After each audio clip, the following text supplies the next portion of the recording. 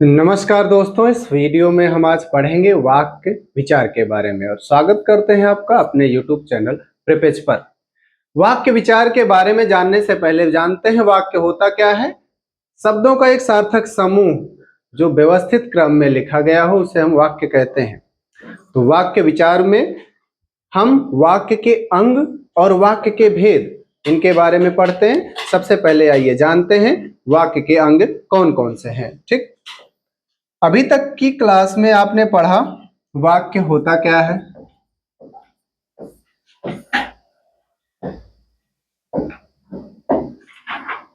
वाक्य की जब हम परिभाषा की बात करेंगे तो यहां पर होगा शब्दों का सार्थक समूह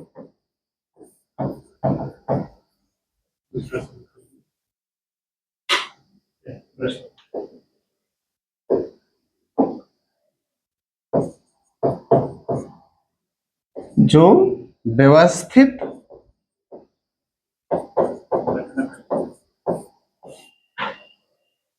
क्रम में लिखा हो। ठीक,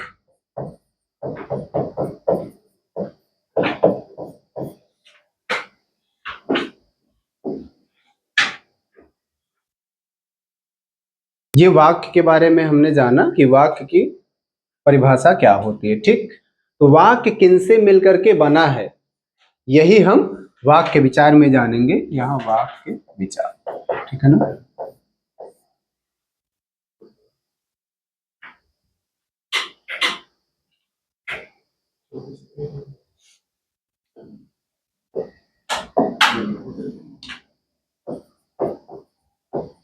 वाक्य के अंग, ठीक, ध्यान से सुनिएगा। वाक्य के अंग और वाक्य के भेद दोनों अलग अलग बातें हैं, ठीक है ना।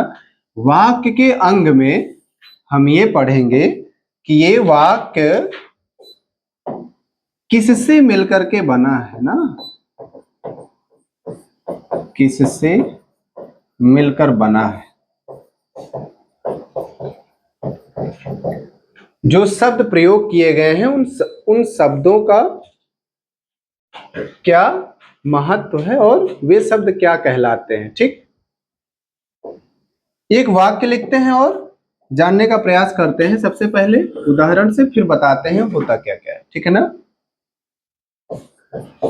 सरल उदाहरण के द्वारा हम समझेंगे। मोहन पत्र लिख रहा है। ठीक,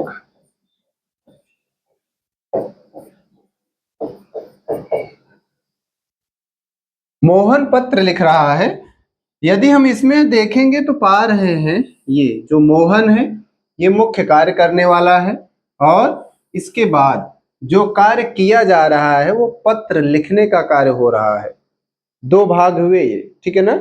यही दोनों ही वाक्य के अंग कहलाते हैं। ठीक, ये जिसे हम यहाँ पर कार्य करने वाला है ये कर्ता है और ये कर्ता के बाद ये जितना बच रहा है ये, ठीक,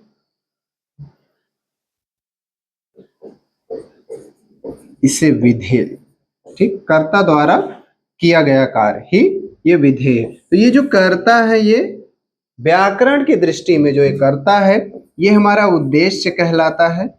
ठीक, और ये विधेय कहलाता है। अब यहां से दो बातें निकल करके आई कि वाक्य के अंग में हम दो को जानेंगे और वे दोनों कौन कौन से हैं। एक है हमारा उद्देश्य और एक है हमारा विधेय। ठीक, उद्देश्य और विधेय इनकी क्या परिभाषा है इसको जान लेते हैं। इनको हम पहचानेंगे कैसे। ठीक,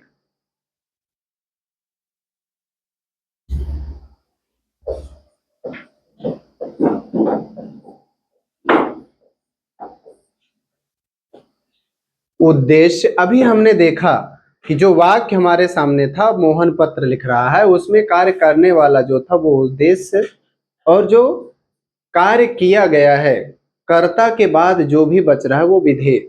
यहां पर हम ये कहेंगे उद्देश्य की जो परिभाषा बनेगी वो क्या होगी। किसी वाक्य में, किसी वाक्य में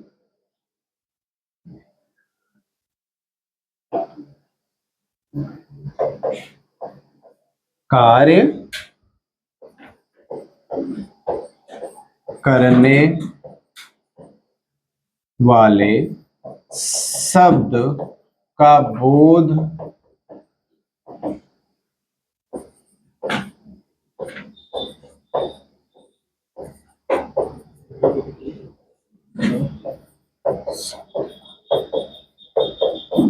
उद्देश्य कहेंगे। ठीक,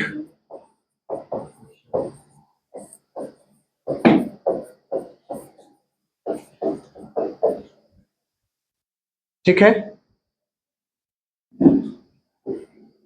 ये परिभाषा हुई। उदाहरण देख लेते हैं जिससे कि आसानी से समझ में आ जाए। राधा नृत्य कर रही है। ठीक,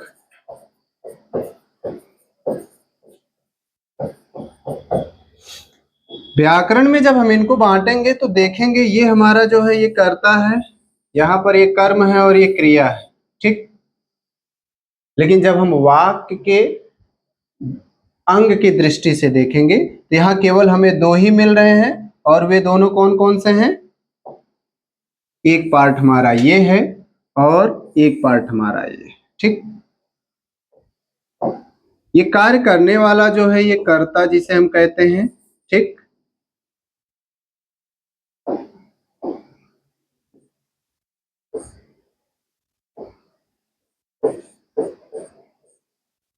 इसी को हम उद्देश्य बोलते हैं। क्या बोलते हैं? ये हमारा उद्देश्य है। ठीक, और एक आसान से ट्रिक, अधिकतर वाक्य में उद्देश्य पहले ही आता है, कर्ता वाक्य के पहले शुरुआत में ही लिखा रहता है।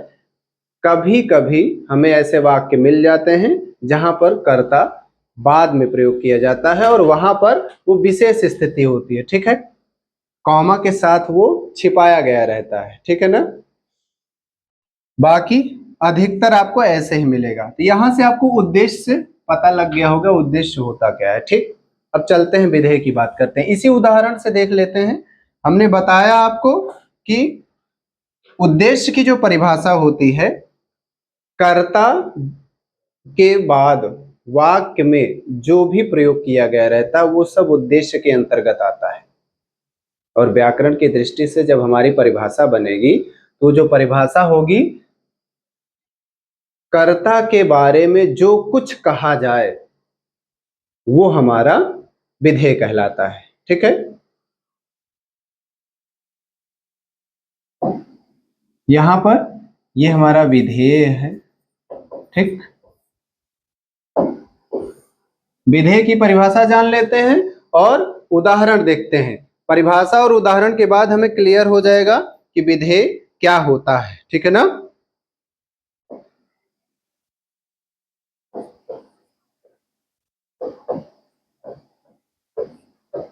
विधेय हम बार बार कर्ता कह रहे थे, अब यहां थोड़ा सा हम बदलाव करेंगे और वो हो जाएगा उद्देश्य के बारे में। और उद्देश्य क्या होता है? वही हमारा ना कर्ता। ठीक, उद्देश्य के बारे में जो कुछ कहा जाए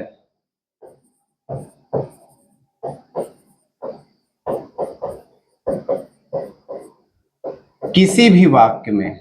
ठीक, किसी भी वाक्य में वो क्या कहलाता है?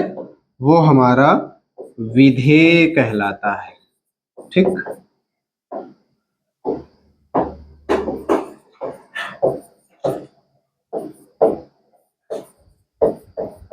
बहुत सरल है ये। ठीक है ना, उदाहरण देख लेते हैं।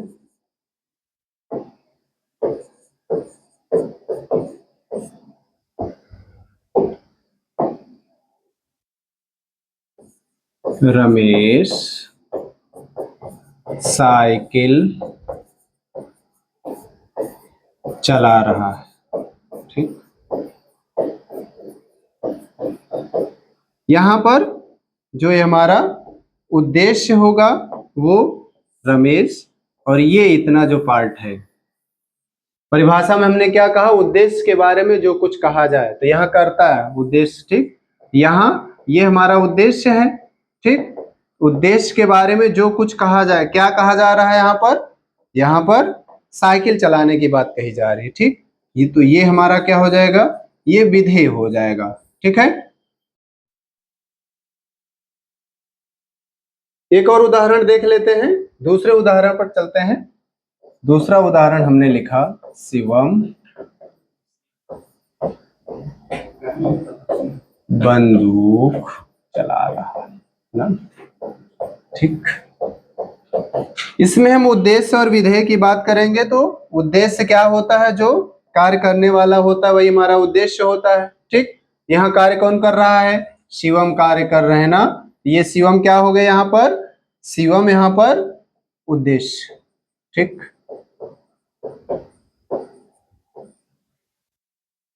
विधेय के बारे में अभी हमने परिभाषा में देखा, परिभाषा में हमने जाना कि विधेय जो होता है, उद्देश्य के बारे में जो कुछ कहा जाए वो हमारा विधेय होता है। तो उद्देश्य क्या काम क्या कहा जा रहा है उद्देश्य के बारे में, उद्देश्य बंदूक चला रहा है, ठीक। यहां पर हम ये विधेय हो जाएगा, ठीक। उद्देश्य और विधेय आपको समझ में आ गया होगा, ठीक, क्योंकि ये हमारा जो टॉपिक था वो वाक्य विचार का था। तो हमें वाक्यों पर विचार करना है, वाक्य के बारे में अध्ययन करना है। हमने वाक्य के अंग के बारे में पढ़ा, अब हम वाक्य के भेद के बारे में पढ़ेंगे। वाक्य के भेद के बारे में हम जैसे ही पढ़ना शुरू करेंगे उससे पहले हम देख लेते हैं, ठीक। अभी हमने पढ़ा क्या, वाक्य की परिभाषा पढ़ा, वाक्य शब्दों का एक सार्थक समूह जो व्यवस्थित क्रम में लिखे गए हैं वो हमारे वाक्य कहलाते हैं। वाक्य के अंग को देख ही लिया हमने, अब वाक्य के भेद के बारे में चलते हैं। वाक्य के भेद और वाक्य के अंग यही मिलकर के वाक्य विचार को पूरा करते हैं। तो वाक्य के भेद में हम, वाक्य के भेद दो हैं, ठीक। एक रचना के आधार पर और एक अर्थ के आधार पर। एक अर्थ के आधार पर और एक रचना के आधार पर, ठीक।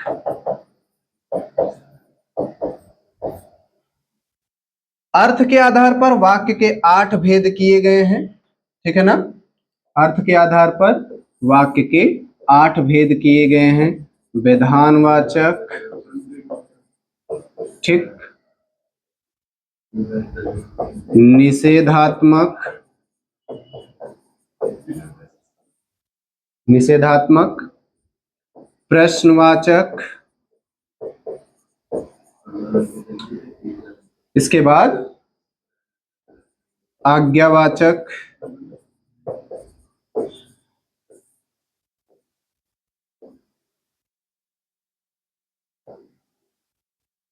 संकेतवाचक,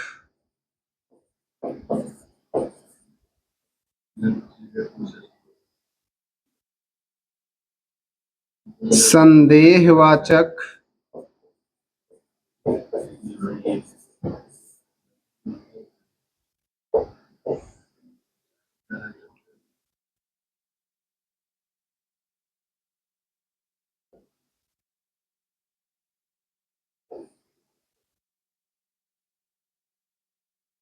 इच्छा सूचक और अंत में विस्मयादिबोधक, ठीक, ठीक है।